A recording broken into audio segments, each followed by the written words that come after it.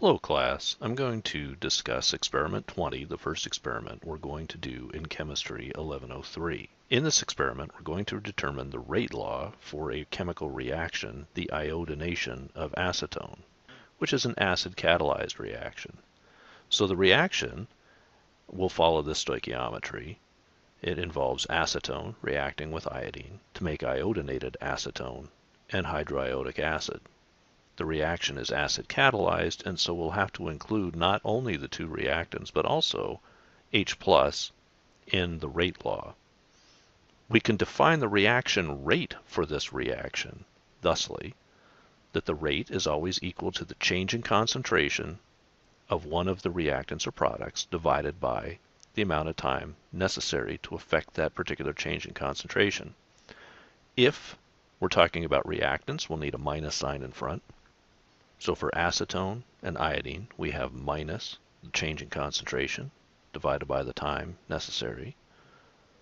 But for the products, which are appearing in time, so their concentration is going up as time is going up, making a positive ratio, we don't need the minus sign.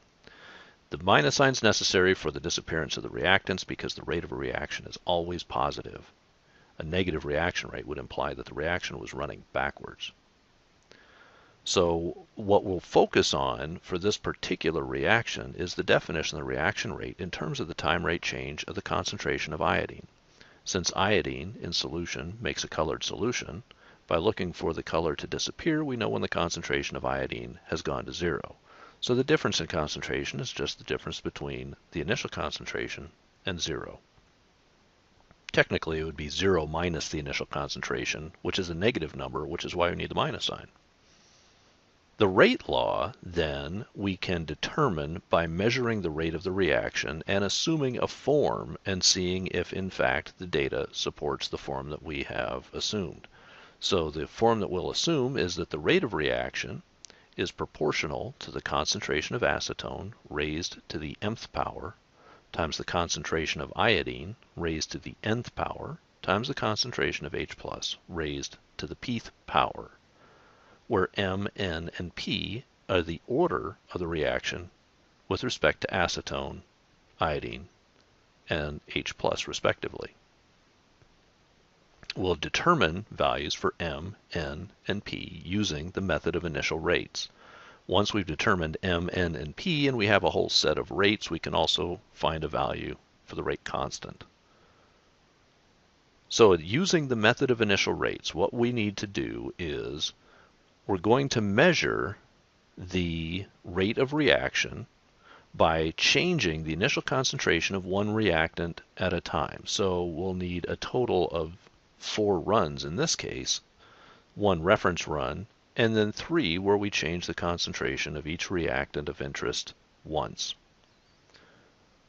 So let's consider, though, just 2 such runs. So for our first run, we're going to make the solution our initial and determine our initial concentrations from the following recipe, where we take 10 milliliters of 4 mole per liter acetone plus 10 milliliters of 1 mole per liter hydrochloric acid plus 10 milliliters of 0.05 molar iodine, and then 20 milliliters of water to make the total volume 50 milliliters.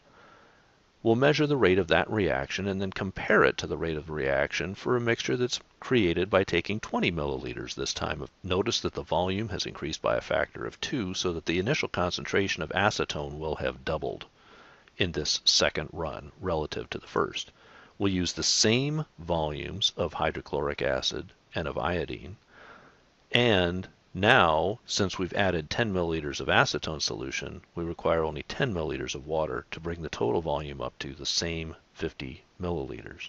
Since we've doubled the number of moles of acetone by doubling the volume that we use of the stock solution, and the total volume for the solution is the same, the concentration, the initial concentration of acetone is doubled in the second run relative to what it was in the first run. Now, using the method of initial rates, what we'll do is we'll take the ratio of the 2 rates. So remember that the rate under conditions 1 was determined by this rate constant times the concentration of acetone under conditions 1 to the mth power times iodine to the nth power and H+ to the pth power. We measure it again under conditions 2. We get a different rate. The only thing that has changed now, though, going from run number 1 to number 2 is the concentration of acetone. Iodine and hydrogen and the rate constant all remain the same.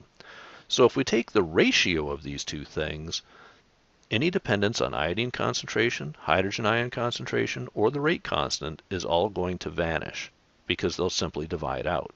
So if I take the rate number 1 divided by rate number 2, I'll get this ratio. And since we very carefully doubled the concentration of acetone in the second run relative to that in the first, that ratio is just 1/2 to the mth power. Now the ASA does need a correction on page 158, question 3 at the top of the page. Should change the recipe. So instead of using 20 milliliters of HCl, use 20 milliliters of acetone, and that should fix things so that you can address the rest of the worksheet. But let's go through some sample calculations to show how the calculations are done that you'll need to do to get through the ASA and also through the laboratory. First, let's show the calculation of an initial concentration. So let's suppose that we prepare a sample using this recipe. So we take 10 milliliters of 4 molar acetone solution, 10 milliliters of 1 mole per liter hydrochloric acid, 10 milliliters of 0.05 molar iodine solution, and 20 milliliters of water to make the total volume 50 milliliters. To get the concentration of iodine, I need to take the initial volume times the stock solution concentration divided by the total volume of the diluted solution, so the total of all of these volumes was 50 milliliters, and I get 0.01 mole per liter. Likewise, I could calculate the initial concentration of acetone by taking its volume times the concentration of the stock solution divided by the total volume of the solution. I get 0.8 moles per liter if I use 10 milliliters. Obviously, I would get twice that if I use 20 milliliters. Okay, so once we've gotten the concentrations, now we can focus on calculating an actual chemical reaction rate. So remember that the reaction rate was determined by taking the change in the iodine concentration divided by the amount of time necessary to affect that change. And since iodine is a reactant, it's going away. That change in concentration is negative. The final concentration is lower than the initial concentration. I need a minus sign in order to make the rate positive. So the final concentration is going to be 0 since the iodine is completely consumed. And the time needed for this to happen, let's say, is 230 seconds. Then the rate of the reaction is going to be given by the final concentration of iodine minus the initial concentration divided by the time necessary to affect that concentration change. I need the minus sign because you notice that the numerator here is a negative number. And so that the rate will come out as a positive value. The units on the rate are moles per liter per second, which is what you would expect since we have concentration divided by time. Now the next calculation we'll look at is the calculation of a reaction order by taking the ratio of two measured rates. Since concentrations of iodine and H+ don't change, and the concentration of acetone was doubled, we don't need to worry right now about the order with respect to iodine or hydrogen. We're going to worry only about the order with respect to acetone. But setting up the calculation or setting up the problem the way that we did, since iodine and H+ dependence are going to be removed, and we carefully doubled the concentration of acetone, this term is going to turn into just 1/2 to the mth power. These two values we've measured experimentally. And so here are the two experimental values that were measured. It's equal to 1/2 to the mth power.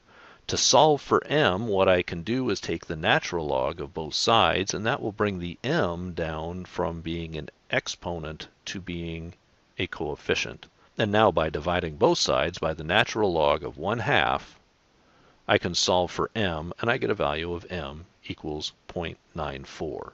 Now typically orders of these chemical reactions, not always, but typically they will be integers, or they could be half integers.